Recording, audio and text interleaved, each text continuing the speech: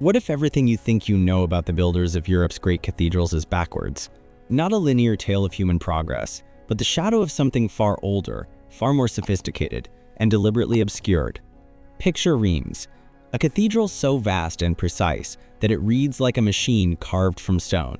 Vaults arc toward the heavens, facades are crowded with thousands of sculptures, each face and fold of cloth rendered with impossible precision, as if the stone itself remembered what the chisel only tried to recall. Now, strip away everything modern. No cranes, no trucks, no electricity, no computers or blueprints, only candlelight, horse carts, and crude iron tools. And then ask yourself, could such a world truly have built this? Could the scattered medieval towns of the 13th century, lit by torches and ruled by superstition, command the manpower, mathematics, and logistics needed to raise millions of tons of stone into perfect geometric harmony? It sounds rhetorical, but the question is deadly serious. Because when we follow the evidence, the missing records, the strange silences, the repeated myths of a wooden church that burned down before the Great One arose, the phantom names of architects who leave no trace, the story begins to crack. We can admire the craftsmanship and the majesty, but admiration isn't an answer. How are these stones lifted? Where were they cut? How are they transported without railways or engines? Where are the records of the thousands of men who must have lived and died for decades on a single project? Instead of answers, history gives us placeholders, legends of divine inspiration, pious kings, and anonymous master masons. But what if those gaps aren't accidents of time? What if they're the fingerprints of something erased, something older than the Middle Ages themselves? Let's leave myth behind and look where myth cannot hide, in numbers. If we take the data historians agree upon, the population records of the past few centuries, and reverse them using continuous growth models, a strange picture emerges. Run the math backward, and the global population collapses exponentially. Push far enough, and the numbers don't just shrink, they vanish. By the 13th century, the supposed age of Europe's greatest building boom, the math suggests absurdly small populations. Far too few people to quarry, haul, and carve the mountains of stone these structures required. The arithmetic doesn't lie. Either our demographic assumptions are wrong, or the historical timeline itself is misaligned, broken by an event we've forgotten. Then there's the story of fire, the universal medieval myth. A humble wooden chapel burns to ash, and in its place, a colossal stone masterpiece suddenly rises. Coincidence?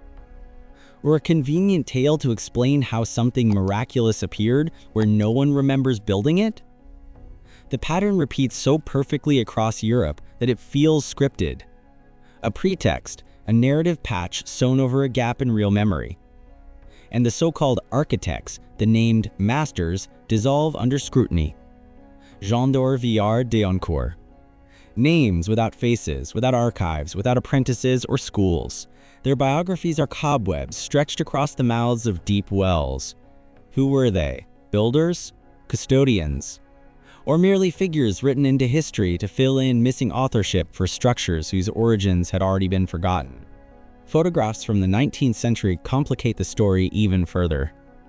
In them, we see these very cathedrals, ancient, monumental, already worn and partially buried, surrounded by people living primitive lives. Horse-drawn carts, unpaved streets, wooden huts, and in the background, towers and domes that would challenge modern engineers. These aren't images of construction. They are images of rediscovery. Perhaps those builders weren't creators at all, but inheritors, survivors living amid the ruins of a civilization that had fallen long before. Look closer. Across continents, the same designs whisper the same language.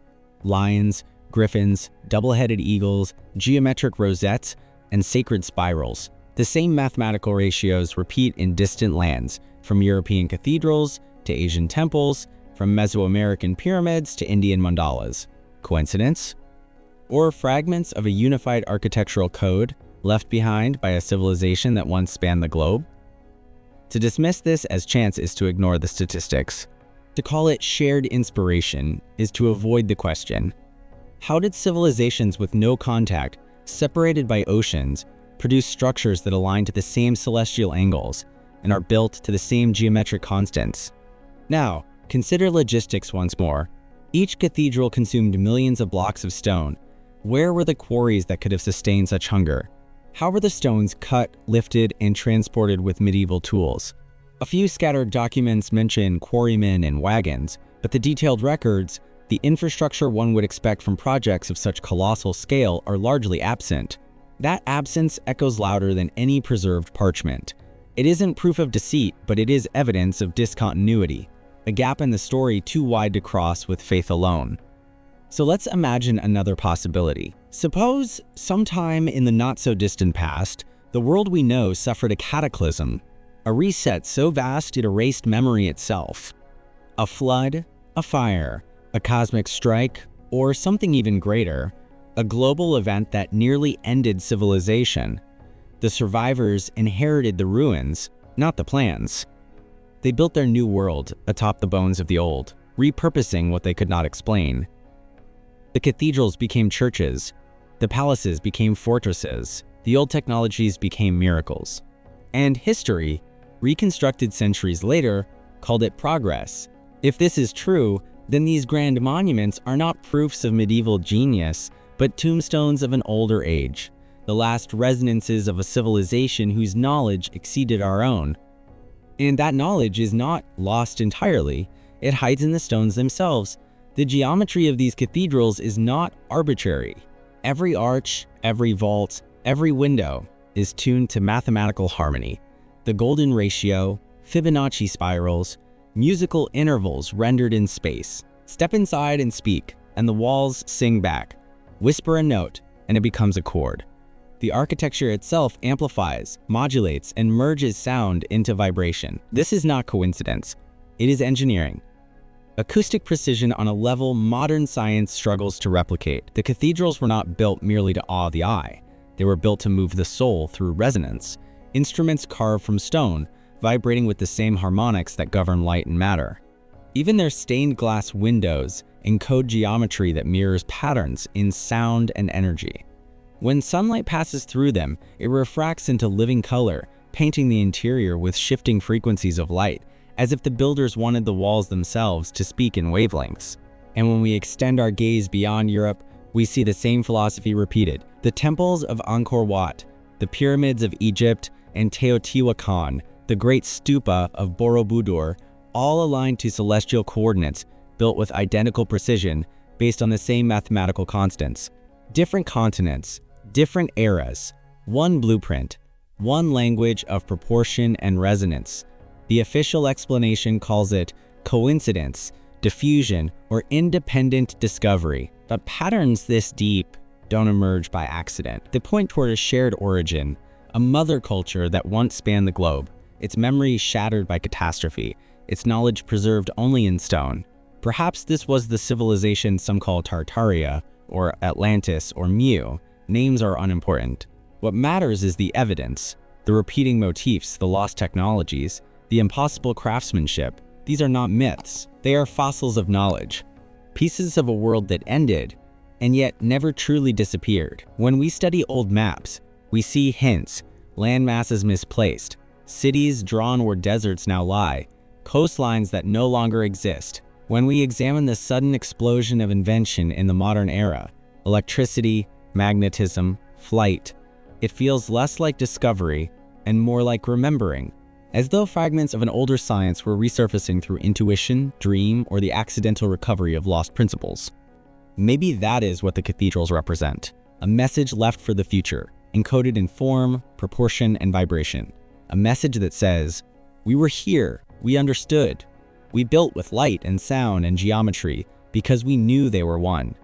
Even now, their stones hum faintly with that truth. The vibrations that pass through their halls are not just echoes.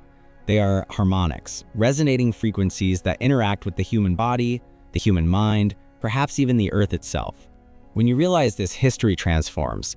The medieval mason becomes a caretaker of a legacy, not its originator. The myth of the burning wooden church becomes symbolic, a story of a world already lost, rebuilt in fragments. The cathedrals become messages in a bottle, sent across time by those who refuse to let their science die completely.